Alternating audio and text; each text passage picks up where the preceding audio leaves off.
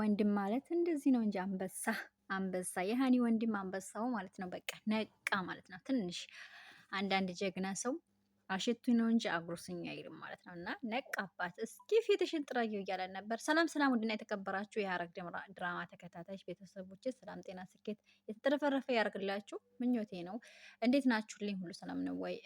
ዛሬ ሐረግ ድራማን ይዘን ከተፍ ብለናል። ሐረግ ድራማ እንደምታውቁት ተወዳጅ የሆነ ድራማ ነው እና ክፍል የባለፈውን ክፍል እንዳያችሁት የኢፉ ወንድም እየሰማ ነበር የተቋረጠው። ስለ የፉ ልጅ ሲያወሩ ሚስጥራቸውን እየሰማባቸው ነበር የተቋረጠው ማለት ነው። አሁን ደግሞ ወረድ ብሎ ምንድነው ያላችሁት? የእህቴ ልጅ አለ በሉ ንገሩኛ እያላቸው ነበረ። ከዛ ሁሉን ነገር በቃ በእርግጠኝነት ሰማ እንዳለ አወቀ። እህቴን እየተጫወታችሁባት ነበር እስካሁን እያለ ነበር እና እንደዛ እያለ አስፈራራችሁ ሉሊት። ያው እንደምታውቁት ሉሊት ማስፈራራት ነው ስራዋ።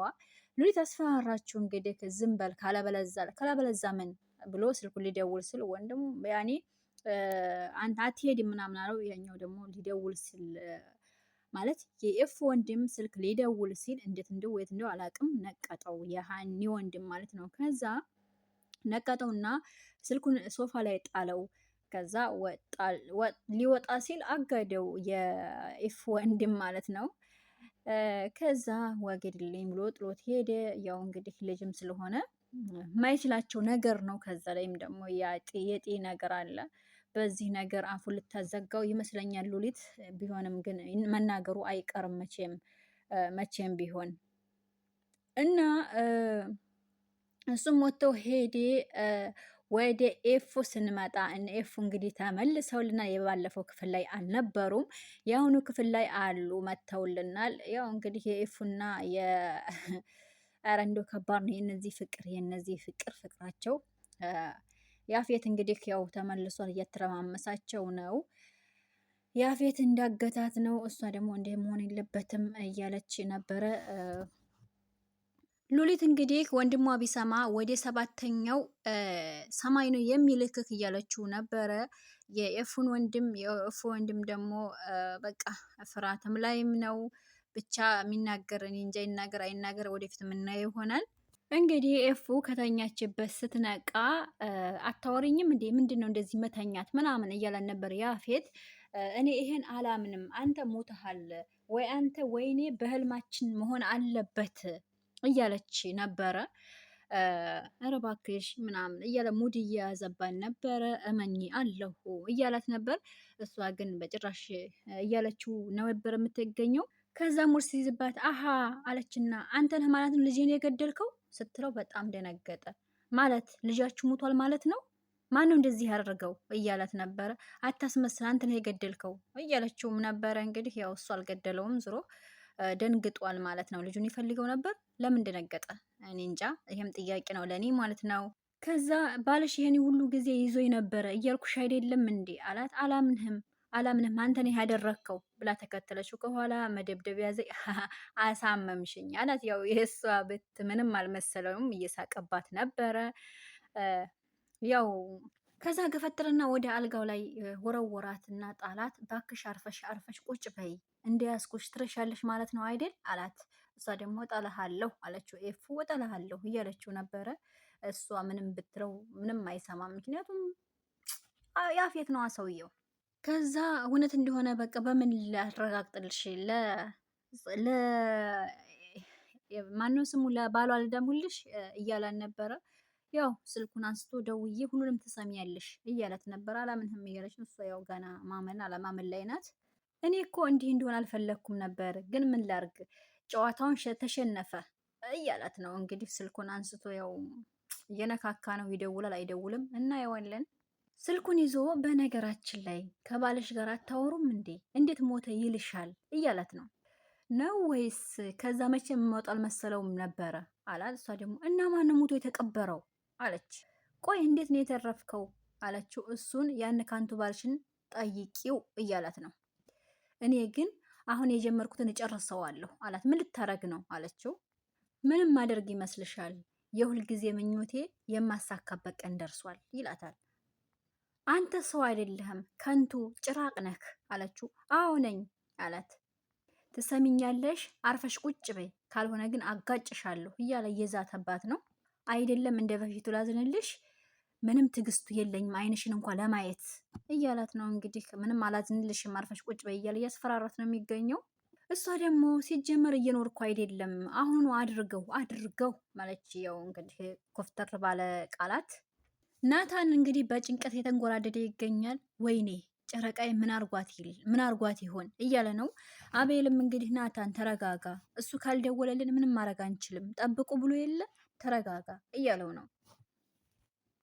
ግን እንዴት ነው ያለ ስልክ ሊያስተካክል የሻው ነገሮች በዚህ ፍጥነት እንዴት ሰዎች ሊያገኝ ቻለ? እንዴት የሚለው ጥያቄ ናታንን እንግዲህ ራሱን ያው ከበድ አድርጎታል። ራሱ ላይ በቃ ጥርጣሬ ፈጥሮበታል። አቤል እኔ እሱን አላቅም አለው። ውጭ ላይ ሰው አለው፣ ውጭ የነበሩ ሰዎች የእሱ ሰዎች ናቸው እያለ ነበረ።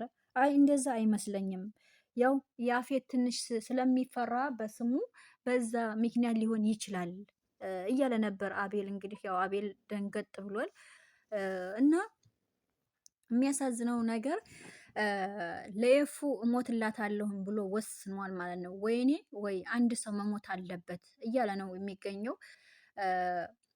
ተው እንደዚህ አትበል ናታን፣ ሁላችሁም መኖር አለባችሁ፣ አንተም ኤፉ መኖር አለባችሁ እያለ ነው አቤል ማለት ነው። እሱ ደግሞ አንደኛችን አልተፈቀደልንም፣ የኔ ጨረቃ እኮ አብረን እንድንኖር አልተፈቀደልንም ብላ ነበረ። ስለዚህ አልተፈቀደልንም አብረን እንድንኖር፣ ስለዚህ ስቃን አበዛሁባት እና መሞት አለብኝ የሚል ነገር አለ። እዛው እሱንም ገድዬ እኔ መሞት አለሁ ብሎ ወስኗል ማለት ነው። ግን ለማንኛውም ደወለለት፣ ያፌት ተብዬው ደወለለትና ሊያነሳው ሲል ቆይ እንዳታነሳው አለው አቤል። ቆይ እንዳታነሳው እና እኔው አድራሻውን ቁጥሩን ስጠኝ ሳታነሳ በፊት አለና ቶሎ ብሎ ቁጥሩን አነሳው ማለት ነው። ቁጥሩን ያዘው ምን ነው የሚባል አቤል ማለት ነው።